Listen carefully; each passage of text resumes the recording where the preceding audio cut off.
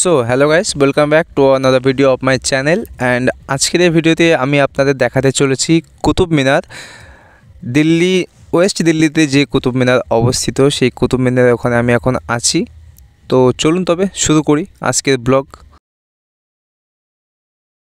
তো বন্ধুরা, আমি এখন আছি কুতুব মিনারে, কুতুব কমপ্লেক্সের মধ্যে। আর কুতুব মিনারে যখন এসেছি তখন কুতুব মিনার সম্বন্ধে দু চারটে কথা তো বলা অবশ্যই যায়, ঠিক আছে। তো কুতুব মিনার অবস্থিত দিল্লির সবথেকে পুরনো শহর লালকোট নামে, যার পরিচালনা হয়েছিল তোমার রাজপুতদের দ্বারা। অবশ্যই এটা একটা ইউনেস্কো ওয়ার্ল্ড হেরিটেজ সাইট, যেটি কিনা মেরুলিতে, দক্ষিণ দিল্লিতে অবস্থিত। তো বন্ধুরা, কুতুব মিনারের নির্মাণ কার্য শুরু হয়েছিল আনুমানিক 1199 থেকে 1220 খ্রিস্টাব্দ সময় এর মধ্যে।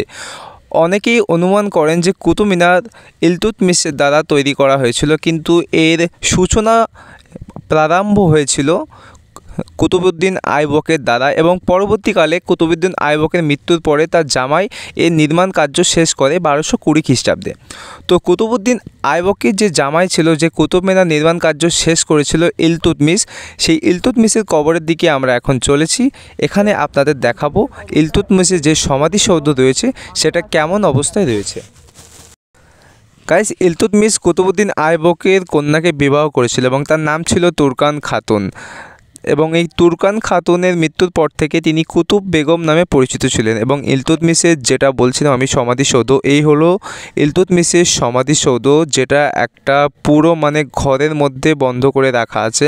ওপরটা পুরো খোলা আকাশ, যেমনটা আপনারা দেখতে পাচ্ছেন আমার সাথে, একদম খোলা আকাশের নিচে এই সমাধিসৌধটা রয়েছে।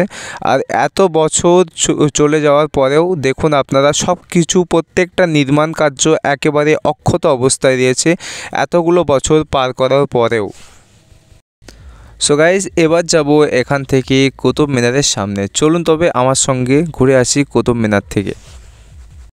গাইস, কুতুব মিনার সম্বন্ধে অনেকের অনেক রকম ধারণা থাকতে পারে, কিন্তু এই কুতুব মিনার সম্পূর্ণটা আগে ছিল কুতুব কমপ্লেক্স, যার মাঝখানে এই কুতুব মিনার অবস্থিত ছিল, যেটি 1505 খ্রিস্টাব্দে একটা বিশাল ভূমিকম্পে যার অনেক ক্ষতি হয়েছিল, এবং পরবর্তীকালে যে সেটাকে রিপেয়ার করা হয়েছিল লোদি সম্রাট সিকান্দার লোদির দ্বারা।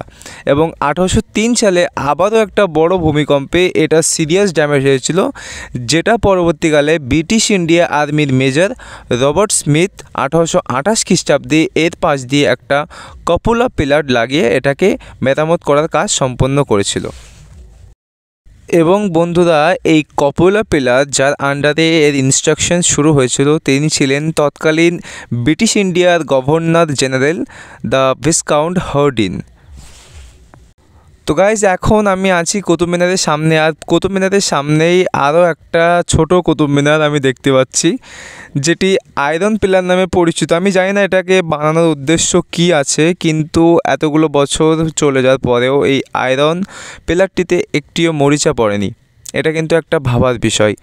তো আজকের মিনি ব্লগ গাইজ এখানেই শেষ হচ্ছে। আশা করছি আপনাদের ভিডিওটা ভালো লেগেছে। ভালো লাগলে একটা লাইক দিবেন, চ্যানেলটিতে নতুন হলে সাবস্ক্রাইব করে দিবেন, পাশের থাকা ঘন্টাটাও বাজিয়ে দিবেন।